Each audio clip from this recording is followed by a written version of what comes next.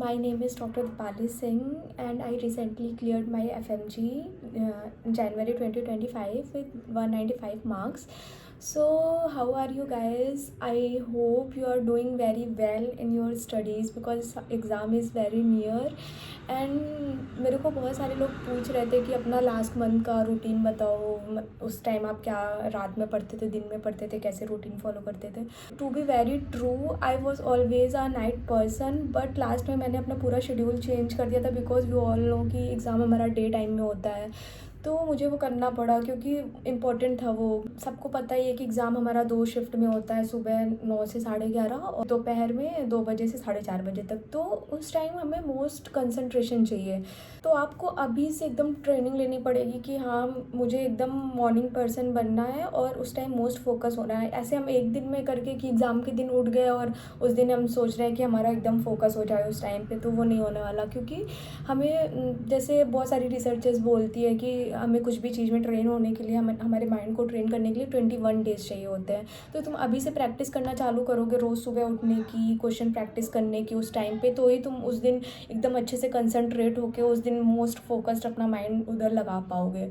जैसे अभी आप रोज़ 21 डेज़ तक रोज़ सुबह उठना चालू कर दोगे ना, तो तुम्हारा 22 डे पे तुम्हारी अपने आप ही नींद खुल जाएगी. तो हमें ना अपने माइंड को ट्रेन करना पड़ेगा कि हमें सुबह मॉर्निंग पर्सन बनना पड़ेगा. तो ना अभी से आपको सुबह जल्दी उठने की आदत डालनी पड़ेगी और रात में जल्दी सोने की आदत डालनी पड़ेगी. अभी मैं बताऊंगी कि तुम्हें कब क्या करना है, कब उठना है, तुम्हें कब MCQ लगाने हैं. तो तुम उस हिसाब से अपना देख सकते हो. जैसे मैंने फॉलो किया था उस टाइम पे, मैं अपने रोज़ का शेड्यूल बनाती थी. मैं दिखाती हूँ आपको. ये देखो, मैं रोज़ ना लिखती थी ऐसे कि रोज़ देखो यहाँ से मैं रोज़ का रोज़ लिखती थी कि अभी मुझे ये करना है, अभी मुझे ये करना है. रोज़ का ऐसे शेड्यूल बनाती थी. ठीक, तो तुम्हें भी ऐसे करना पड़ेगा. रोज़ 8 बजे 9 बजे बैठना पड़ेगा पढ़ने के लिए, नहीं तुम्हारा उस टाइम माइंड फोकस नहीं रह पाएगा. तो ना तुम्हें अभी से ये प्रैक्टिस करनी पड़ेगी. तो ना अगर आप अभी से प्रैक्टिस करोगे तब जाके तुम एग्ज़ाम वाले दिन ना उस टाइम पे चिल हो पाओगे कि हाँ चलो ठीक है, एकदम मेरे को ये डे एकदम नॉर्मल डे लग रहा है, एक अलग डे नहीं लग रहा. ठीक, तो तुम्हें कम एंजाइटी होगी, तुम ज़्यादा फोकस्ड हो पाओगे, तुम नहीं आती हुई चीज़ों को भी सही कर पाओगे. अगर देखो तुम बहुत ज़्यादा, देखो हम सबको पता है कि अगर उस एग्ज़ाम वाले दिन ना 5 बजे उठना पड़ता है, 5 बजे 6 बजे, क्योंकि बसेस वगैरह तुम्हारा जहाँ भी सेंटर होता है 5 बजे तुमको लेके जाती है. कोई जहाँ दूर होता है तो वो तो 4 बजे उठा देते हैं कि 4 बजे बस जाएगी. तो ना तुम्हें उस हिसाब से अपने माइंड को ट्रेन करना पड़ेगा, अपने आप को ट्रेन करना पड़ेगा कि हाँ उस दिन अगर मैं 5 बजे उठ जाता हूँ तो मैं कैसे सब चीज़ मैनेज करूँगा. तुम सोचो 7-8 घंटे में तुम 5 बजे उठ के जा रहे हो, ट्रैवल कर रहे हो और तुम फिर वहाँ पहुँच रहे हो. 8 बजे तुम्हें सेंटर में घुसा दिया जा रहा है. 8 बजे से मतलब 8 बजे एंट्री शुरू हो जाती है, 8:30 बजे बंद हो जाती है. तो तुम सोचो 8 बजे से और फिर जो बीच में ब्रेक मिलता है वो 1 घंटे का मिलता है. 1 घंटे भी उसमें भी तुमको 2 बजे से दूसरी शिफ्ट स्टार्ट होती है तो 1 बजे से एंट्री शुरू हो जाती है. तो ना तुम्हें पूरा जो 8 बजे से लेके 4:30 बजे तक का टाइम कितना हो जाता है, 8 साढ़े 8 घंटे. तो ना तुम सोचो तुम सुबह 5 बजे उठ के फिर तुमको 8.5 घंटे एकदम मोस्ट फोकस्ड होना है. तो ये कितना टफ काम है. मतलब तुम्हें एक ट्रेनिंग लेनी पड़ेगी इसके लिए. 8.5 घंटे फोकस होने के लिए एक अच्छा माइंडसेट चाहिए कि हाँ तुम्हें हर MCQ में अपना पूरा माइंड लगाना है. क्योंकि देखो उस टाइम ऐसा होता है ना कि तुम एकदम एंजाइटी में होते हो और ऊपर से एकदम थक जाते हो, ट्रैवल करके जाते हो जहाँ भी सेंटर वगैरह होता है. तो तुम ना उस टाइम अपना पूरा फोकस नहीं लगा पाते क्योंकि तुम्हें ट्रेनिंग ही नहीं है. तुम रोज़ रात में जगते हो, सुबह लेट उठते हो. तो तुम्हारा उस दिन तुम सोचो उस दिन तुम्हारा दिमाग फट जाएगा, एकदम हेडेक होने लग जाएगा. अगर तुम अभी जग रहे हो रात भर और तुम सोच रहे हो कि मैं उस दिन अचानक से सुबह 5 बजे उठ के और फिर दोपहर तक एकदम शाम तक इतना माइंड कंसंट्रेट रख पाऊँगा, तो मेरा माइंड काम ही नहीं करेगा. तो मैं बता रही हूँ गाइस, तुम्हें ना अभी 21 डेज़ तक तुम्हें एक ट्रेनिंग देनी है तुम्हारे माइंड को कि हाँ तुम आज से करके देखो ना. तुम्हारा जल्दी सो के देखो और कल सुबह जल्दी उठ के देखो. तुम देखना 4:30 बजे तुम्हारी क्या हालत होती है. तुम सोचो एग्ज़ाम डे पे तुम्हारे साथ तुमने पहले भी एग्ज़ाम दिए होंगे. तुम सोचो कि तुम इतना ज़्यादा क्यों थक जाते हो, क्योंकि तुम्हारा टाइम टेबल ही नहीं सही. तो तुम ना कल कल ऐसे उठना कि हाँ मैं 4:30 बजे तक कैसे कंसंट्रेशन करके बैठ सकता हूँ। तुम खुद ही सोचोगे कि यार ये अपना टाइम टेबल चेंज करना पड़ेगा। तो तुम अभी से ये सब चीज़ें करने चालू कर दो, क्योंकि अब एग्ज़ाम बहुत पास आ गया है। तो मैं तुम्हें भी बताऊँगी कि तुम्हें कब उठना है, कब क्या करना है। जैसे थोड़ी बहुत चीज़ें तुम अपने हिसाब से एडजस्ट कर लेना, बट तुम्हें एक मॉर्निंग पर्सन बनना पड़ेगा अब, ठीक। अगर तुम ऐसे सोच रहे हो कि मैं रात रात भर जगूंगा, कुछ नहीं सोऊंगा, भाई सोना तो इम्पोर्टेंट है ही। तुम एग्ज़ाम वाले दिन तो वैसे ही नींद नहीं आती। अगर तुम अभी से एकदम अपने आप को 1 महीने में एकदम इतना एडजस्ट करोगे, तुम्हारा माइंड काम करना बंद कर देगा। तुम सच में, तुम्हें जो याद होगा ना वो भी भूल जाएगा। तो तुम ना थोड़ा अपनी जो स्लीप साइकिल है उसको एकदम मेंटेन करना चालू कर दो। तो सबसे पहले जैसे मैं आपको अपना शेयर कर रही हूँ, आपको अपने हिसाब से एडजस्ट कर लेना, बट सुबह उठने की आदत डाल लो अभी से, ठीक। 4:45 में उठे, 4:45 से 5, ठीक। ये तुम अपना जो भी ब्रश वगैरह, अपना कुछ भी जो तुम्हारे डेली वर्क है, ठीक, वो करके अपना 5 बजे लाइब्रेरी पहुंच गए, ठीक। 5 AM पे लाइब्रेरी पहुंच गए। 5 to 8, ठीक। 5 to 8 तुम्हें क्या करने हैं, मोस्ट टफ टॉपिक्स करने हैं, जिसमें ना तुम्हें कॉन्फिडेंस नहीं है, जो तुम्हें याद नहीं होते, ठीक। टफ टॉपिक्स या फिर कोई भी ऐसे क्वेश्चंस हैं जो तुम भूल जाते हो, वो सब करने हैं, ठीक। फिर 8 से 9, 8 से 9 नहीं, 8 से 8:45, ठीक। 8 to 8:45 तुम्हें क्या करना है, ब्रेकफास्ट, ठीक। ब्रेकफास्ट कर लिए अच्छे से पूरा, कि तुम अब बाद में बैठ सको काफ़ी देर तक।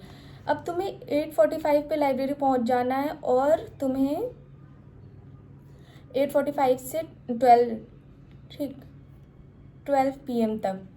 देखो वैसे तो एग्ज़ाम 11:30 पर तुम 12 PM तक आराम से बैठना, क्योंकि यार जो ब्रेक मिलता है ना, वो ब्रेक कोई मतलब का नहीं होता। उसमें भी तुमको अपने माइंड को स्टेबल ही रखना पड़ता है। तो तुम आराम से अपनी लाइब्रेरी में 12 बजे तक बैठो, अपने माइंड को ट्रेन करो, काल्म रहने की प्रैक्टिस करो कि हाँ ये मेरे को एग्ज़ाम का डे ना एकदम नॉर्मल डे लगे, ठीक। 8:45 तुम MCQ वगैरह करो, MCQ प्रैक्टिस करो। तुम्हें जो भी सही लग रहा है, MCQ कर लिया, थोड़ी देर तुमने अपना मेजर चंक कर लिया जो तुम्हारा उस दिन का सब्जेक्ट है, ठीक। तो अब इसके बाद तुम 12 से 1 लंच ब्रेक रखो, ठीक। 12 to 1 PM लंच। और लंच में भी तुम ना ऐसे तुम थोड़ा अपने माइंड को, जो तुमने पढ़ा है ना, तुम्हारे माइंड में अपना रिवाइज करते रहे कि हाँ चलो ये पढ़ा था। फिर लंच के बाद जाके अगर कुछ भूल रहा है, या फिर तुम्हें लग रहा है कि यार ये तो मेरे को याद नहीं आ रहा, तो तुम उसको वापस देखो जाके। तो ना तुम्हें अपने माइंड को अब एकदम एंगेज रखना पड़ेगा। 9 बजे से लेके तुम्हें 4:30 बजे तक एकदम माइंड को अपना ट्रेन रखना है ना।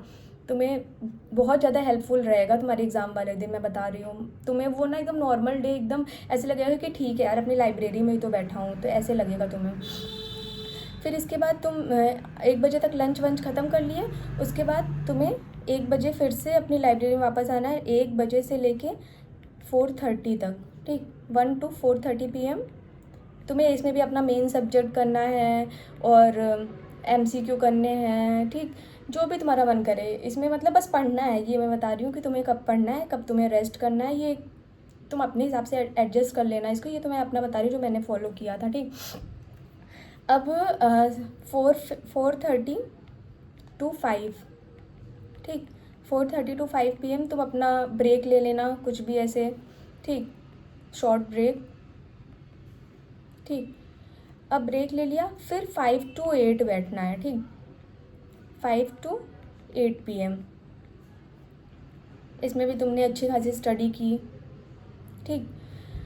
अब इसमें ना ये तुम्हारे हो गए, तुम्हारे स्टडी टाइम हो गया। इसमें इधर हो गए तुम्हारे 3 आवर्स, इधर हो गए तुम्हारे